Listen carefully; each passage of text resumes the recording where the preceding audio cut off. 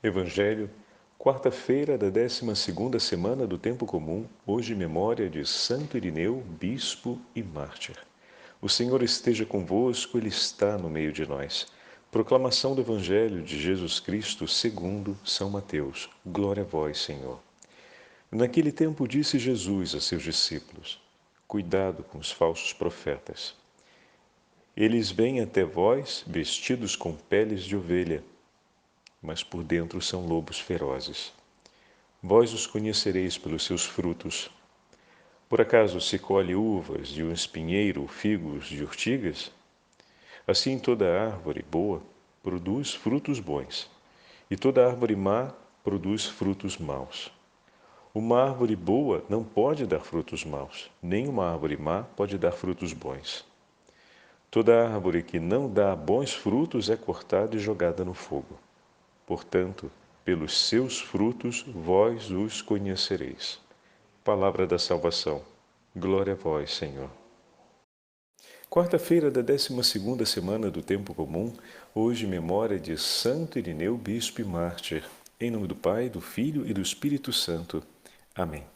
Queridos irmãos e irmãs, a Santa Liturgia nos concede hoje, junto com o 7º capítulo do Evangelho de São Mateus, a graça de celebrarmos a memória desse grande bispo da história da Igreja, Santo Irineu. Foi bispo em Lyon, porém nasceu provavelmente na região de Esmirna, na Ásia Menor, entre o ano 130 e 135. Santo Irineu viveu um período muito difícil da nossa história. Às vezes a gente acredita que o nosso tempo é o tempo mais difícil da história, e de fato temos um pouco de razão, porque é o tempo onde estamos, né? Mas a Igreja já viveu páginas muito mais difíceis do que aquelas em que estamos no nosso tempo.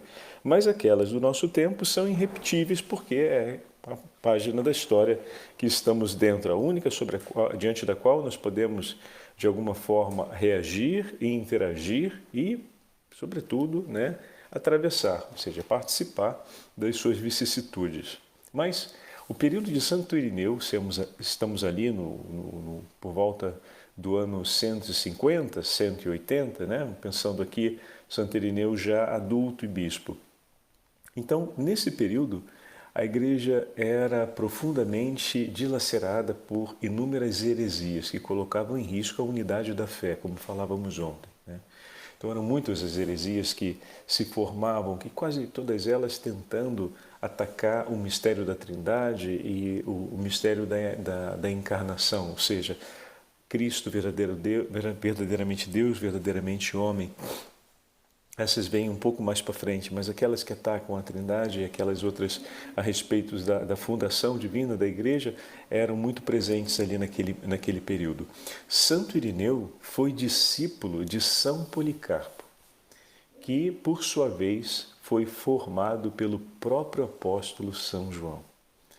Então, juntamente com aqueles que formaram, juntamente com João, aqueles que formaram São Policarpo, tinham conhecido Jesus pessoalmente. Então, o que significa dizer? Significa dizer que Santo Irineu foi formado por aqueles que recolheram o testemunho dos primeiros cristãos. Tanto que, escrevendo para Florino, um companheiro seu de formação, que depois abandona a fé, e Santo Irineu vai escrever para ele com tanta doçura. E aqui valeria para a gente essa referência. Qual referência, Padre Fábio? Olha aí mais uma vez a gente assistindo, ou melhor, a gente acompanhando e podendo constatar aquela verdade que já repetimos inúmeras vezes. Santo Irineu traz sobre a sua própria vida as páginas do Evangelho impressas. Então, eis aqui a árvore que deu bons frutos. E Santo Irineu, escrevendo para Florino, seu companheiro, que também ele, ainda menino como Santo Irineu, iam ouvir as catequeses de São Policarpo, que reunia a multidão sentada e ensinava a eles a respeito do Evangelho, a respeito de Nosso Senhor. E transmitia as palavras de Jesus. E muitas vezes Policarpo trazia outras pessoas, já idosos naquele momento, que comunicavam as palavras que ouviram de Jesus, né? Então nós aqui temos uma característica bem marcante. Santo Irineu escreve a Florino recordando dos frutos dessa árvore bendita, na qual eles foram gerados como ramos. Tanto ele, quanto Florino, seu companheiro, e tantos outros homens e mulheres, foram ramos dessa árvore cheia de vida, cujos frutos eram de docíssimo sabor. E eles viram esses frutos e sabem que essa árvore era boa. Então, é com essa delicadeza que Santo Irineu chama seu amigo de volta à fé. Não é com brutalidade, não é com agressividade, mas é dizendo, recorda-te de tudo aquilo que recebemos, e vai falando a respeito da docilidade das palavras de Policarpo. Para dizer a verdade, todo o chamado que faz Santo Irineu a Florino para que ele volte, né, à fé, o leva a fazer memória da experiência da presença de Deus. O que significa dizer do fruto, né? É verdade que a pregação é um fruto, mas ver o homem transformado pela graça de Deus é o fruto mais evidente do Evangelho. E ali, naquele momento, Irineu testemunha a sua vida transformada pelo Evangelho na forma como trata o seu amigo que se afastou da fé. Mas ao falar com o seu amigo, faz ele recordar esses mesmos frutos do Espírito na vida de Policarpo e na vida da comunidade, recordando a ele todos os sinais dessa presença de Deus que estavam nos gestos, no modo de falar de Policarpo e no efeito que aquelas palavras e aqueles gestos causavam sobre toda a comunidade dos cristãos. Deixa eu pegar aqui o trechinho para a gente ouvir essas suas palavras, porque são muito bonitas. Aqui, bom, achei aqui. Ele escreve assim, é um dos trechos da carta a Florino. Não te ensinaram estas doutrinas, Florino, os presbíteros que nos precederam, os que tinham sido discípulos dos apóstolos? Eu te lembro ainda, criança como eu, na Ásia Menor, junto comigo, ao lado de Policarpo. Recordo as coisas de então, melhor que as recentes, lhe devo dizer. Talvez porque aquilo que aprendemos quando éramos criança parece que nos vai acompanhando e firmando em nós segundo o passar dos anos. Poderia assinalar o lugar onde se sentava Policarpo para ensinar e onde ficávamos nós a ouvi-lo. Seu modo de vida, seu modo de falar, os traços de sua fisionomia, as palavras doces que dirigia à multidão.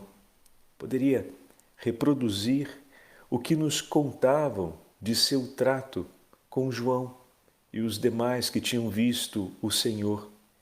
E como repetia suas mesmas palavras com tamanha firmeza e consciência.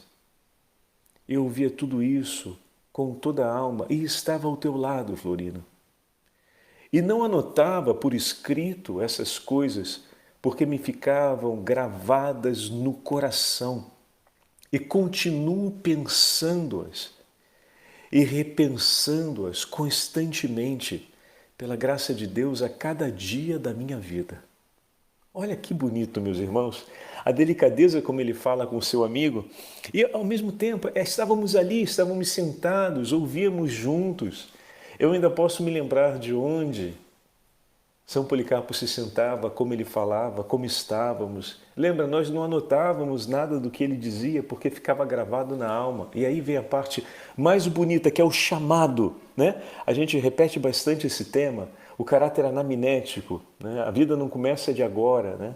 Mas tudo aquilo que já recebemos do Senhor, a gente às vezes coloca a pergunta, mas como é que eu vou ter certeza que Deus vai me abençoar, Deus vai me proteger? Caramba, não é a primeira vez, olha para a tua história, vê todas as vezes que o Senhor já te abençoou, né? Todas as vezes em que o Senhor já foi por você, já veio em teu socorro. Não vai ser a primeira vez essa. Se surgiu essa dúvida, Se surgiu esse medo, olha a tua história, pois ela está repleta de certezas de Deus. Olha a história da igreja por ti, porque ela está repleta da certeza de Deus e vai recolher lá essa resposta de vida. Não aceite que uma dúvida possa permanecer a respeito da graça de Deus, como se fosse inédita essa pergunta e como se fosse uma verdade possível, que Deus não faça nada ou que não se tenha uma certeza a respeito do agir de Deus em relação a você e suas necessidades. Se surgir a dúvida, volta sobre a tua história, faz aquilo que nos ensina Policarpo, Santo Irineu, pensa e repensa as coisas do Senhor. Também esse é outro tema que constantemente repetimos na oração, né? As coisas de Deus vão pensadas e repensadas, elas precisam estar sempre ali no nosso coração. Agora vocês veem, quando o Padre Fábio fala dessas coisas, sugere esses exercícios, não é uma sugestão por mim, mas são os grandes santos da igreja que nos ensinaram isso, né? Se eu constantemente penso as coisas de Deus e repenso, nos momentos mais importantes da minha vida, elas estarão presentes no meu coração, na minha mente, a instruir os meus passos. Mas se eu me ocupo de tantas coisas e pouco me recolho na companhia das coisas de Deus, ou seja, com os meus pensamentos sobre aquilo que o meu Senhor me ensinou, com a lembrança sobre os testemunhos de sua presença que eu recolhi na minha vida, se eu faço isso muito pouco, é claro que no momento difícil a chance de errar a estrada ou de não saber o que fazer é muito maior. Porque tudo aquilo que foi entregue ao longo da vida para aquele exato momento em que você está agora foi deixado para trás. E a sensação de que você está vazio e não tem onde se amparar é enorme. Só que foi entregue muita coisa. É preciso que a gente tenha esse hábito de voltar sobre essa memória constantemente, pensando e repensando e recordando, né? Pensando e repensando as coisas de Deus, a palavra do Senhor, o ensinamento do Senhor na nossa vida e recordando a forma como esse ensinamento nos foi transmitido, que é o testemunho de nossos irmãos e o testemunho daquilo que Deus também já fez na nossa vida. Porque essas duas realidades são fundamentais para que na hora da prova, na hora da exigência, na hora em que a vida coloca o desafio, a gente esteja de pé, em nome do Senhor, pela graça, para responder. E é essa delicadeza que Santo Irineu, no seu escrever a Florino, chama seu companheiro e amigo a recordar. Está, na verdade, ajudando ele a retomar aquilo que está ali, que não se apagou, que não se cancelou na história, porque o testemunho de Deus na história, ele não se cancela, mas ele pode ficar esquecido. Então ele está com a docilidade e o amor que sente por seu irmão, chamando de volta aquilo que é dele, porque o Senhor lhe entregou. Ele fala de uma memória comum aos dois. E dessa forma, falando da memória que é sua e também é de Florino, devolve a ele o que é dele. Aquilo que Deus fez por ele, deixou gravado na sua história.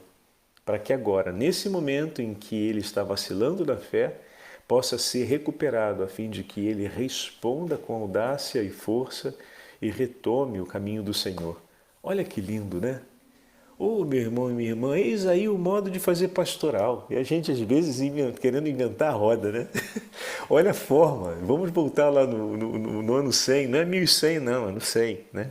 Estamos falando aqui para sermos mais exatos, queremos ter uma precisão maior, estamos aqui no 180, entre o 180 e 190. Essas palavras de Santo Irineu acontecem mais ou menos nesse período.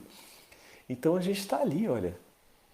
E olha a delicadeza, né? Olha a forma tão bonita, tão eficaz de fazer pastoral, tão significativa na hora de cuidar do próximo. Olha aqui a forma como Santo Irineu ajuda a gente a discernir os frutos de uma árvore, né? E a recordar que nós fazemos parte dessa videira. O Beato Columba Marmion escreve sobre o Evangelho de hoje as seguintes palavras. Esse é um monge beneditino. Vez ou outra, o padre cita ele em nossas meditações. Aliás, recordo, para os nossos amigos sacerdotes que nos acompanham e seminaristas, as palavras do Beato, os textos do Beato Columba Marmion sobre a Santa Eucaristia e sobre a identidade sacerdotal são pérolas preciosíssimas. Precisam fazer parte da nossa leitura formativa, porque com uma clareza também o teólogo francês dominicano Garrigou Lagrange, um nome esquisito, mas a padraiada conhece pela formação teológica.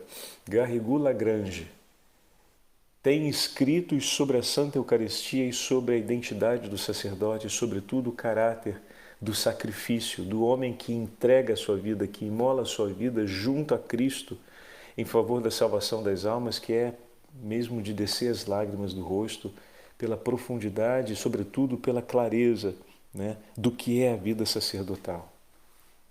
Então, algumas boas recomendações para leitura e formação espiritual. Vamos ver o que o nosso abade Beato Columba Marmion escreve, ele que viveu nascendo em 1858, né, e morrendo em 1923. Então está aqui, está dentro, está bem pertinho da gente. Ele escreve assim: as nossas obras não são nossas, certamente que são, pois somos nós que agimos. Mas essas obras só são boas se a fizermos movidos pela graça, na fé e no amor de Cristo. Então, 3 elementos para uma obra ser boa. Tem que ser movida pela graça, isso bendito seja Deus, porque não tem nenhuma inspiração de bondade que não venha por obra do Senhor, mas que, como nós sabemos, até para sustentar uma inspiração e para recebê-la da parte de Deus, a gente precisa de uma graça que Ele dispõe em nosso favor e que nos vem assegurada pelas mãos da nossa Santíssima Mãe. Então, ser movido pela graça significa ser inspirado e cuidado pelo Senhor, né? Depois, na fé, pelo dom que recebemos da Igreja e no amor de Cristo. Nós somos os ramos, Cristo é a raiz. Será a raiz que dá fruto? Não é a raiz. É o ramo. Somos nós. Olha que coisa linda, porque o Senhor quer gerar os seus frutos sobre os ramos, meus irmãos. Jesus quer ver os frutos presentes na sua vida. Às vezes a gente se preocupa, ou melhor, a gente tem essa prerrogativa, né? Ver as obras de Jesus acontecendo na nossa comunidade, na nossa família, na nossa casa, mas o Senhor quer gerar esses frutos sobre a nossa vida, na nossa história. O lugar onde esses frutos estarão. Por isso a gente viu as palavras hoje de Santo Irineu tão significativas, né, Florino? Eles estão sobre a nossa história, ali que eles foram formados. O ramo, enquanto está unido pelo tronco à raiz e extrai dela a seiva, somos nós enquanto estamos unidos a Cristo Jesus e extraindo dele a graça e recebendo dele a caridade. Se vendo um ramo coberto de belos frutos, pensarmos que eles são produzidos pelo ramo, sem levar em conta a união do ramo com a raiz, enganamo-nos. O ramo só os produz e estão nele, indo à raiz buscar o suco necessário à sua formação e sendo ela a fonte e o sustento da vida daquele ramo. É assim conosco.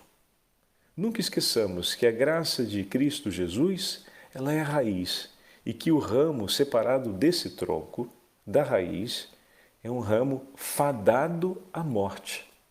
Não se mantém vivo por muito tempo.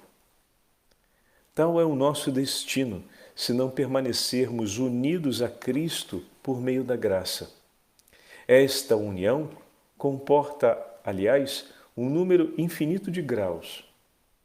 Quanto mais viva e mais forte for, isto é, quanto menos obstáculos houver nessa união, e quanto mais profunda for a fé e o nosso amor, mais numerosos serão os frutos que produziremos, e muito maior será o vigor dessa árvore. Então, olha que significativo esse chamado que o Beato nos faz a pensarmos nos graus desse vínculo, né?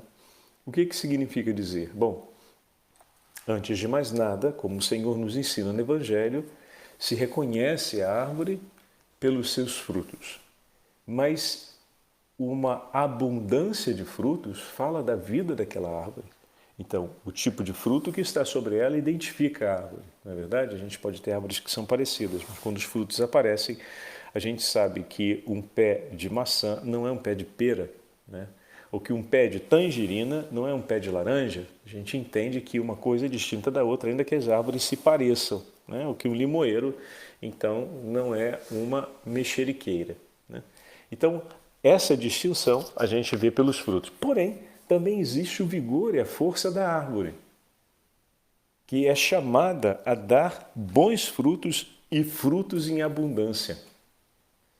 Então, a beleza da árvore, nós a contemplamos não apenas pelo tipo de fruto, dizendo essa é uma árvore boa, mas dizendo essa é uma árvore boa e muito fecunda. É uma árvore que está sempre coberta de frutos. É uma árvore bendita, ou uma árvore em perfeita saúde, como a gente costuma falar, né? E a partir daí eu queria ler esse trechinho de Santo Irineu, para termos uma leitura dele no dia de hoje, além da carta a Florino. O esplendor de Deus dá a vida ao mundo. Consequentemente, os que veem a Deus recebem dele a vida. Por isso, aquele que é inacessível, incompreensível e invisível torna-se compreensível e acessível para os homens, a fim de dar a vida aos que alcançam e o veem, aqueles que o recebem. Assim como viver sem a vida é impossível, sem a participação de Deus, não há vida possível ao homem. Participar de Deus consiste em vê-lo e gozar da sua bondade e sua presença. Por conseguinte, os homens hão de ver a Deus para poderem viver. Por esta visão, tornam-se imortais e se elevam até Ele. Como já disse, estas coisas foram anunciadas pelos profetas de modo figurado, que Deus seria visto pelos homens, que possuem seu espírito e guardam sem cessar a sua vida. Assim também diz Moisés no Deuteronômio, nesse dia veremos que Deus pode falar ao homem sem que este deixe de viver. E depois, na continuação do texto, ele vai chegar à afirmação: portanto, quem desde o princípio nos dá a conhecer o Pai é o Filho, que desde o princípio está com o Pai e veio habitar entre nós, para que pudéssemos conhecer as suas palavras, para que pudéssemos receber de sua vida. E Ele permanece conosco para que a vida de Deus permaneça em nós. Eita, que maravilha! Então vamos agradecer hoje de maneira especial essa presença de Cristo no meio de nós, que se dá não apenas pelo vínculo do batismo, mas na Santa Eucaristia, que se dá e se celebra em cada uma das vezes que nós participamos do sacramento da reconciliação, que se revela na presença de nosso irmão, mas, sobretudo, que está declarada no percurso da nossa vida por todos os testemunhos da vida de Deus e da vida que de Deus já recebemos. O Senhor esteja convosco, Ele está no meio de nós. Pela intercessão do Beato Columba Marmion, pela intercessão de Santo Irineu, pela intercessão da Beatíssima Virgem Maria, Rainha dos Mártires, abençoe-vos o Deus Todo-Poderoso, Pai, Filho e Espírito Santo. Amém.